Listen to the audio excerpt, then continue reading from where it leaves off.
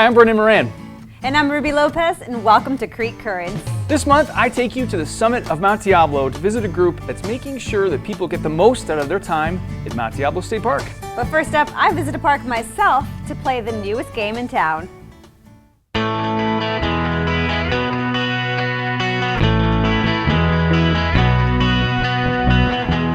Hey, I'm Ruby Lopez for Creek Currents. Today, I'm here at Walden Park for a new local amenity that's a real hole-in-one. So I have to tell you, as mayor, this is a day you love to wake up for in Walnut Creek. You get to celebrate this great collaboration that made this Walnut Creek Disc Golf Course a reality.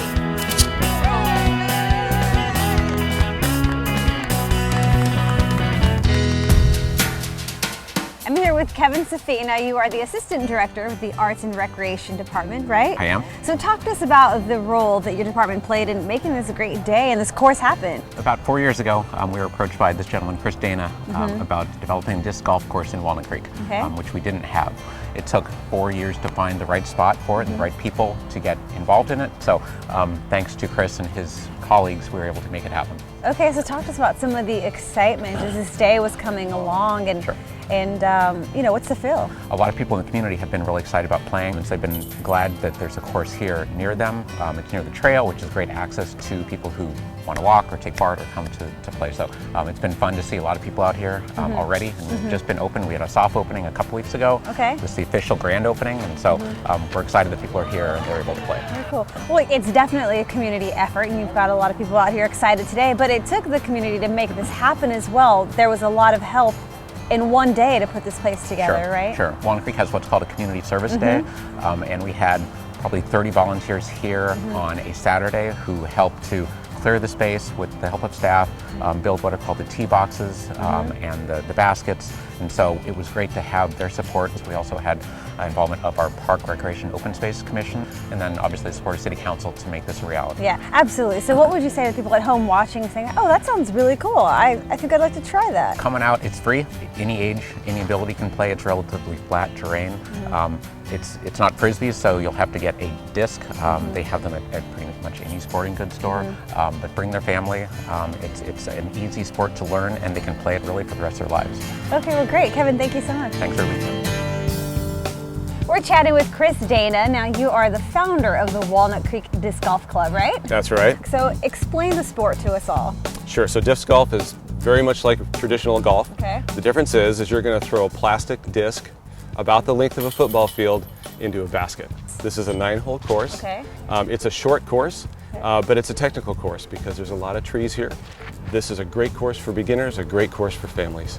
So let's say I'm here for the first time, or I want to come here, but I don't know what to bring, and then I don't know how to read these. So what do I do? Okay, so great question. Okay. So if you're just starting out playing disc golf, you really just need 2 discs. You need Okay. a driver and a putter, and that'll do the trick for you. Okay. These T signs here give you the lay of the land. So for example, this is hole number 2. Tee pad is indicated by the rectangle, the yellow rectangle, and then the pin position is indicated by the yellow basket. This one happens to have 2 pin positions. We call that alternate pin positions, and the current pin position is indicated by the red screw here, showing that it's 190 feet for position A. All right, Chris, so what do we need to get started? Okay, good question. So if you go out on a disc course right now, you'll probably find guys with bags that have 50 discs in them. There's a lot of discs out there, they all do something different in the air. But to get started, you really just need a driver and a putter. Okay, what's the difference? All right, the difference is a driver's got a nice flat profile, a wide rim on the bottom. That's what makes it stay in the air for a long time. Okay. A putter is more like your traditional frisbee, and you throw it more like a traditional frisbee. The idea with a putter is you're going to throw a short distance, but you want to be accurate. Okay, so is it just like golf where I start out, I drive it as close as I can, and Exactly. then I pick up the putter and then I just start putting away? That's right. Okay. Your driver does most of the work and gets you Okay. close to the hole, and then you finish off with your putter. All right, well, let's get to it. What do you show me? All right, sounds good. All right.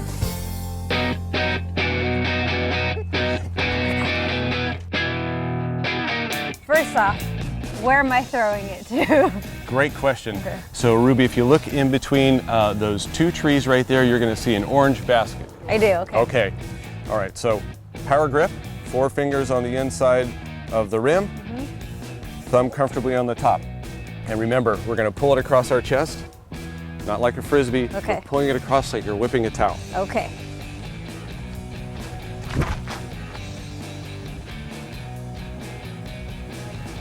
Oh, cool. Yeah. Very good. All right, first drive done. Should we do some putting now? Yeah, you want to putt? Okay. Okay, Chris, what next? All right, Ruby, it was a pretty nice drive. We're pretty close to the basket here, so now we're in Okay. putting territory. Okay, so what's going to be different?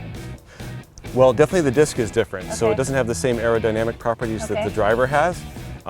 And the putter, you're going to hold a little bit more like a traditional Frisbee, whatever feels comfortable in your hand. Anyway, it's fine. Yeah, anyways, fine. Oh, Whatever okay. feels comfortable and makes you feel confident to throw that disc into the Okay. basket. Okay, so the way I like to putt is I put my foot forward towards the basket, and I imagine myself reaching out to shake the hands of that basket. Cool. Yeah! It's Well done, nice, Ruby. Nice. Good job. Excellent coaching. That's a par. Thank you. Well, cool. Thank you so much for the lesson, Chris.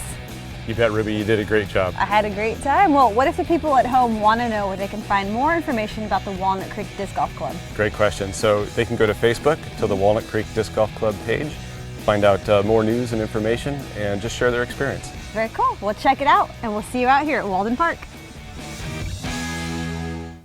Now, for those of you heading over to play a game of disc golf, Walden Park, which is also conveniently located right next to the Iron Horse Trail, they also host picnic areas, a playground, and basketball courts. You know, it really is one of those great local finds. And I hear your farm is coming along too. It really is. Another great find in Walnut Creek is the current exhibit over at the Bedford Gallery called Home, Shelter, and Habitat in Contemporary Art.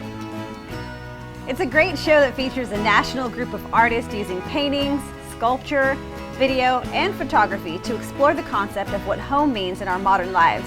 You'll see images that range from surreal to playful. Now, the show is open until November 17th, so head on over and find out why the Chronicle named Home one of the Bay Area art picks of the week. Now, I visited another organization that's been getting a lot of good press lately. Let's take a look at some good work that's been getting a lot of attention. I'm at the summit of Mount Diablo. Now, how many of us enjoy the view, but actually take the time to learn about all this mountain has to offer? Today, I'm going to hang out with a volunteer organization that does just that. Come on.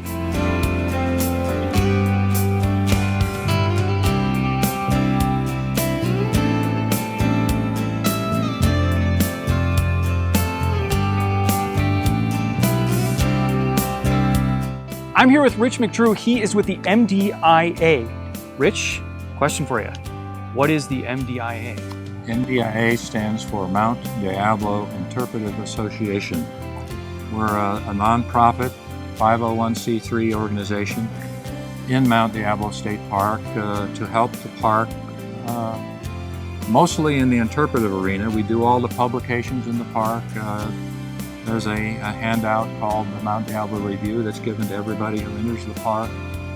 We do publications like Mount Diablo Wildflowers, birds of Mount Diablo, trees and shrubs of Mount Diablo. So we do a lot of publications, but we also lead hikes, clean up the park. We removed about 1 million feet of barbed wire. This used to be cattle ranches, a number of them around the park, and once it was added to the park, those barbed wire fencing is no longer necessary, so we removed all those primarily to prevent wildlife from getting caught in barbed wire.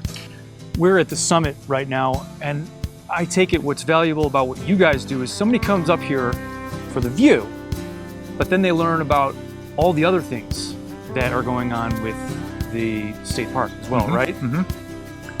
Well, in a variety of ways. Certainly there are displays not only in the Summit Museum, but also in a trailer, a structure that we have in Mitchell Canyon in Clayton that describes geology in the park, the fauna and flora in the park, and a variety of interesting things to, again, enhance and enrich the people's experience in the park. But the visitor center is just right behind us, Right right? here. Uh-huh. You want to give me a tour? Sure. All right, let's go. You lead the way. Okay. Oh, okay, so there's a lot to see here. This is cool. Now, as I understand, there's a interesting story about how the mountain got its name, right? Yes, there is an interesting story about it. It goes back to, I mean, almost 200 years ago, over 200 years ago, 1805 or thereabouts. The Native Americans were in missions throughout California. They rounded them up and put them in missions for their benefit, I guess.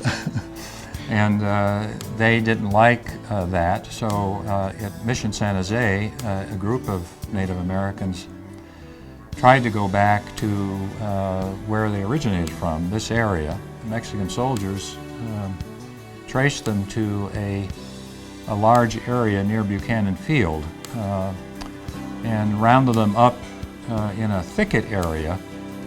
And it got dark on them, so the soldiers kind of held out, and as did the Native Americans till it got daylight. And during the night, the Native Americans slipped away. And that morning, of course, they didn't find them, and the soldiers felt that it was the devil at work. And so they created a map, and on the map they marked that area Monte del Diablo. And another term for thicket is monte. So they misunderstood what was supposed to be on the map, and rather than identify the thicket, they identified a close by mountain. Oh, they wanted to call that Mount Diablo. So that's how it got named. So really, the moral of the story is study your Spanish. That's true. Right? It's true. So the visitor center has a lot to look at, but it has a geologic history as well about how the mountain was formed. You know anything about that? Well, I'm not a geologist, but I've been told that actually the rock that is on top of the mountain now came from under the sea millions of years ago. In fact, the oldest rock is at the top of the mountain and is roughly 200 million years old, where the rock towards the bottom of the mountain is about half that. So it's a term that they use. Subduction and volcanic action caused the Earth's crust to move and raise up. And so that's what we have today, and they say the peak is still rising. Okay, something to look forward to. Yes, so maybe in another 100,000 years it might be a foot more. Call me when that happens. Okay, I will. What else can we see here? Well, gosh, you know, Mount Diablo State Park is one of 278 state parks in California. And is not the largest, but one of the largest, and is of 20,000 acres. And a lot of the things to do here have to do with hiking. There's 187 miles of hiking trails. And one of the more popular times to see the park, to go in the park, is to hike on trails to see wildflowers. So we're talking about February and March, April too, depending on the amount of rainfall we get. So that's a popular thing to do. Certainly seeing wildlife. There's a variety of wildlife here. Not many mountain lions. If there is any mountain lions, there might be one coming in and out of the park. Never had any incidents of people being attacked by mountain lions. There are coyotes. People see them all the time. Bobcat. And all sorts of, certainly deer and rabbits, and birds is a very common thing. In fact, we published a booklet called Birds of Mount Diablo, and we have seen 204 different birds either above or in the park. So, wow, interesting. How has the recent fire changed what you guys are doing? Well, not an awful lot. One of the things that we did is started a fund campaign to raise money so we can do some restoration efforts in the park. And the restoration efforts really involve rebuilding picnic tables, rebuilding restrooms that burned. Fortunately, the fire did not cause any major damage to homes. Nothing major in the park other than the restrooms and picnic tables. So we want to repair those. We won't do any replanting. Nature seems to do the replanting themselves far better than man can do. You want to go show me a little bit? Sure. All right, this way.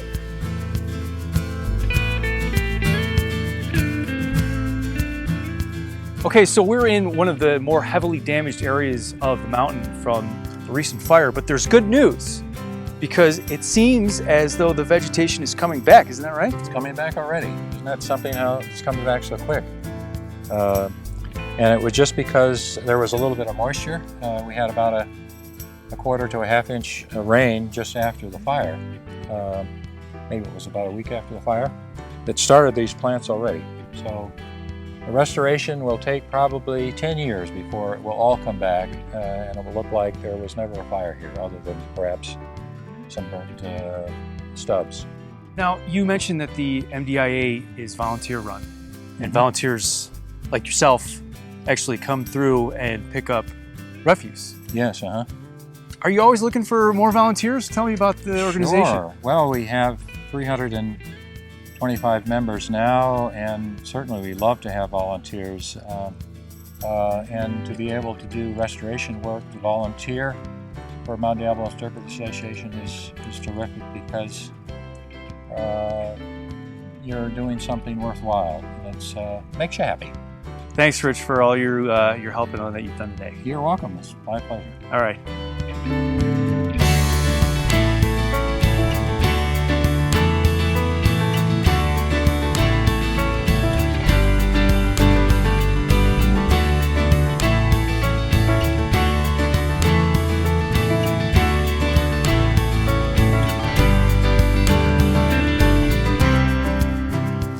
Well, I had a great time exploring Mount Diablo with my new friends at the MDIA, and they do important work.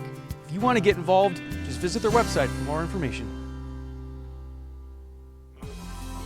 Now, if you're looking for information on the perfect hike at Mount Diablo, head on over to the Mount Diablo Interpretive Association's website for information on more than 10 hikes, Ruby. Sounds good. And we'll see you next time on Creek Currents.